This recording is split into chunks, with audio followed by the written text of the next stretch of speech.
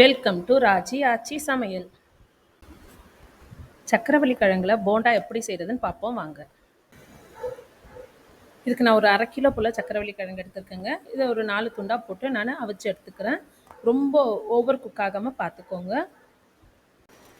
இப்போ இந்த மாதிரி கரெக்டான பதங்க இதுதான். இது மாதிரி வேக வச்சு இப்போ தண்ணியிலேருந்து எடுத்து ஒரு பிளேட்டில் போட்டு ட்ரை பிளேட்டில் போட்டு ஆற வச்சுருங்க. கொஞ்சம் நேரம் ஆறட்டும். ஆறினதுக்கப்புறம் தோலெல்லாம் பீல் பண்ணிவிட்டு நம்ம ஸ்மாஷ் பண்ணி வச்சுக்குவோம். இப்போ போண்டாக்கு தேவையான மசாலாவை ரெடி பண்ணிடுவோங்க. ஒரு கடாய் அடுப்பில் வச்சு ஒரு 2 டேபிள் ஸ்பூன் போல் எண்ணெயை விட்டு பச்சை மிளகாய், வெங்காயம், ஒரு பெரிய வெங்காயத்தை நைஸாக பொடி பொடியாக நறுக்கிக்கோங்க. பச்சை மிளகாயும் நல்லா பொடி பொடியாக நறுக்கிட்டு இதில் வதக்குங்க. கூடவே கொஞ்சமாக மஞ்சத்தூள், கரம் மசாலா, கொத்தமல்லி, தேவையான அளவுக்கு உப்பு போட்டு நல்லா வதக்கிடுங்க. இது நல்லா வதங்கினதுக்கப்புறம் நம்ம மசிச்சு வச்சுருக்கோம்ல சக்கரவள்ளி கிழங்கு, அந்த கிழங்கையும் இதிலேயே போட்டு நல்லா மசாலா எல்லா இடத்துலையும் படுற மாதிரி நல்லா கிளறி விடுவோம். கிளறும் போது சிம்மில் வச்சு கிளறுங்க, இல்லைன்னா தீஞ்சிடும்.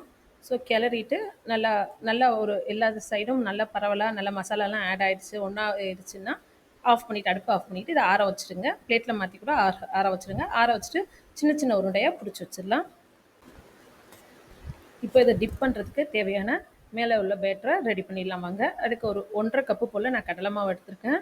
ஒரு 2 டேபிள் ஸ்பூன் போல் அரிசி மாவு போட்டுக்கிட்டு இதில் கொஞ்சமாக கலருக்காக கேசரி கலர் கலந்துருக்கேன், ஆரஞ்சு கலர் கலந்துருக்கேன். இஞ்சி பூண்டு வந்து இடிச்சது போட்டிருக்கேன், பேஸ்ட்டாக போடாமல் இடித்து போட்டிருக்கேன். கொஞ்சமாக சோம்பும் போட்டு இடித்து போட்டிருக்கேங்க. தேவையான அளவுக்கு உப்பு, கொஞ்சமாக காரத்தூள் போட்டு நல்லா பெசரி எடுத்துருங்க. நம்ம பஜ்ஜி மாவு எப்படி பிசையுமோ அதே மாதிரி அதே கன்சிஸ்டன்சியில் கலந்து எடுத்துக்கோங்க மாவை. கொஞ்சமாக பேக்கிங் சோடாவும் ஆட் பண்ணிக்கோங்க. அப்போ தான் போண்டா நல்லா புஷ்ஷுன்னு பொங்கி வரும்.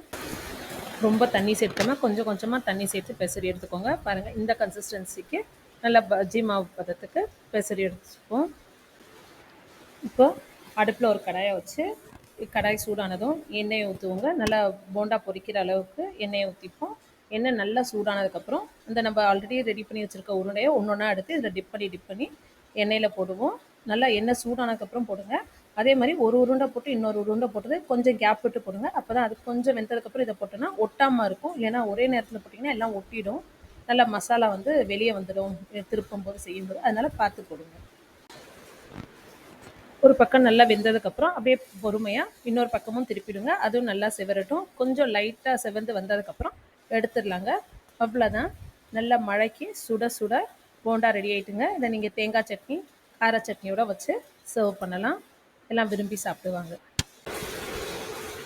இந்த வீடியோ உங்களுக்கு பிடிச்சிருந்தா செஞ்சு பார்த்து கமெண்ட் பண்ணுங்கள், லைக் பண்ணுங்கள், ஷேர் பண்ணுங்கள், மறக்காமல் சப்ஸ்கிரைப் பண்ணிடுங்க. தேங்க்ஸ் ஃபார் வாட்சிங்.